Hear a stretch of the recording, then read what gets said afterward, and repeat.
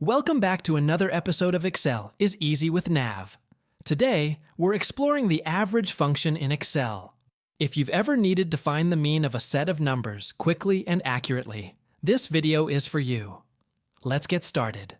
Imagine you have a dataset with various sales figures, and you want to find the average sales amount.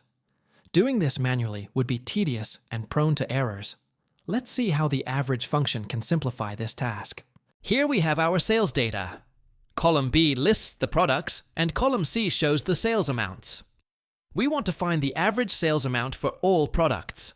Manually, you'd have to add up all the sales amounts and then divide by the number of entries. This could take a lot of time. Instead, let's use the average function. The average function calculates the mean of a range of numbers. Here's how it works. In cell E5, we will type equal, average, open parenthesis, and select column C, now close parenthesis, and then press Enter. This formula tells Excel to calculate the average of all values in column C.